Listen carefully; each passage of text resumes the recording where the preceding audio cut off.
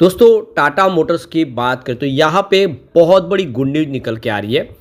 Tata Motors ने जैसे ही GST कम का ऐलान सरकार ने किया उसका फ़ायदा कस्टमर को देने की तैयारी कर ली है।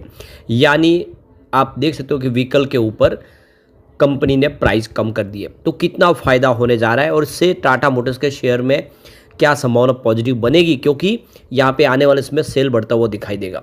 इसके अलावा टाटा स्टील और टाटा मोटर्स ने एक बड़ा फैसला किया है। क्या है वो फैसला, उसको भी जानेंगे इस वीडियो के माध्यम से। दूसरी तरफ अगर हम टाटा स्टील की बात करें तो यहाँ पे बड़ी अपडेट निकल के आ रही है। टाटा स्टील के ऊपर अगर आप देखें तो कुछ पेनल्टी लगती हुई दिखाई दे रही है। इसके पीछे क्या वजह है उसको जानेंगे इस वीडियो के माध्यम से। और टाटा स्टील जो आप देख सकते हो कि ग्रीन स्टील की तरफ तेज़ी से आगे बढ़ रहे, क्या है आगे की संभावना उसको जानेंगे इस वीडियो के माध्यम से। साथ में टाटा पावर की बात करें तो यहाँ पे कंपनी के फ्यूचर प्लान बहुत ज़बरदस्त है। टाटा पावर यहाँ पे देख सकते हो कि दिल्ली डिस्ट्रीब्यूशन में इलेक्ट्रिसिटी सप्लाई करती है और उधर से कुछ बड़ी अपडेट निकल के आ रही है जिसको जानेंगे इस वीडियो के माध्यम से।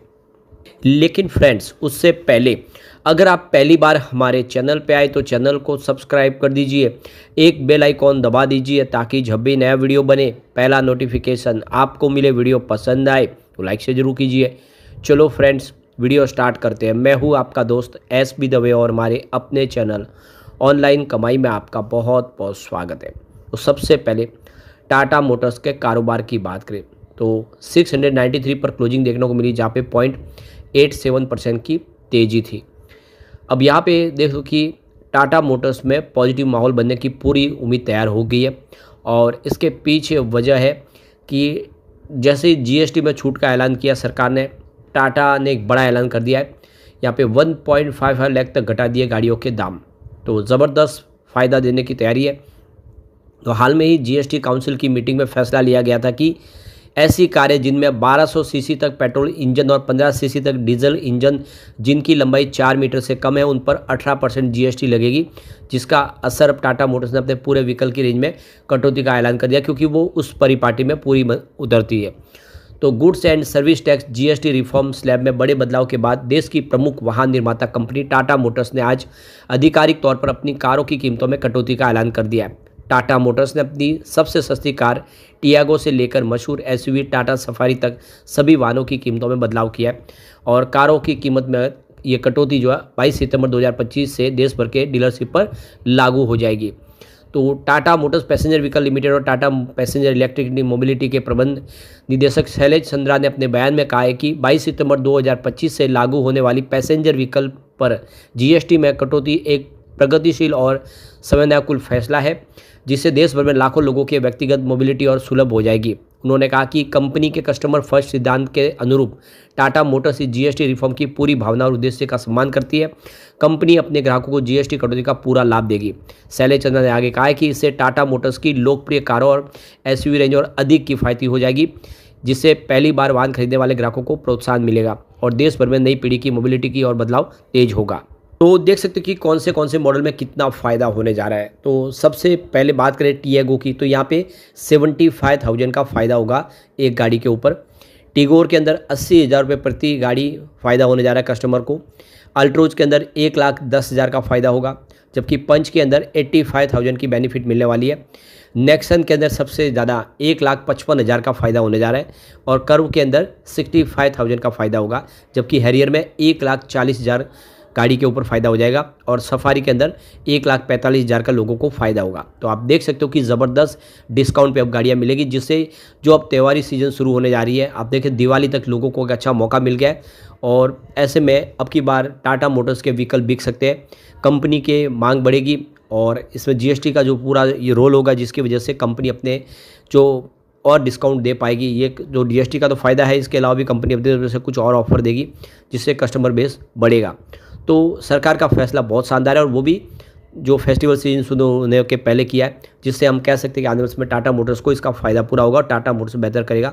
और वैसे भी आने वाले में कंपनी का बिजनेस 2 हिस्सों में बंटने वाला है, जिसके आप समझ रहे तो शेयर होल्डर को उसका सीधा फ़ायदा होने जा रहा है। एक के बदले उनको 2 शेयर मिलने वाले। कमर्शियल व्हीकल का बिजनेस भी और पैसेंजर व्हीकल का बिजनेस दोनों के मालिक बनेंगे शेयर होल्डर। चलते हैं टाटा स्टील की तरफ। तो 167 पर क्लोजिंग थी, 0.59% की तेज़ी देखने को मिली। अब यहाँ पे जो बड़ी अपडेट निकल के आ रही है, टाटा स्टील ने जो एक्सचेंज को जानकारी दी है कंपनी को एक लेटर प्राप्त हुआ है, ये office of deputy director end of mines Jaipur, ये डिमांड लेटर है जिसमें उनसे डिमांड की गई है 1902 करोड़ 72,53,760 रुपीज़, यानी 1902 करोड़ की बड़ी रकम की डिमांड की गई है।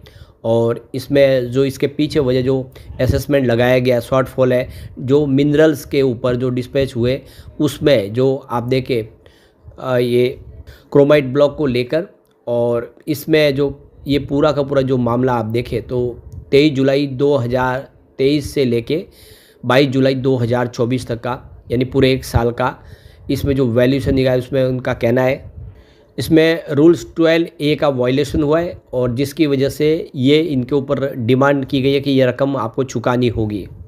तो इससे पहले अगर आप देखें तो 8 अगस्त 2025 को ही एक पिटीशन इन्होंने फाइल की है ऑनरेबल हाई कोर्ट उड़ीसा के अंदर कटक, जो ये देख सकते हो कि उसमें भी ये जो पूरी इनसे डिमांड की गई थी उस डिमांड को लेकर ये पूरी मामला जो हाई कोर्ट के अंदर है। अब हाई कोर्ट का जो फैसला है वो आएगा, उसके हिसाब से आगे की कार्रवाई होगी।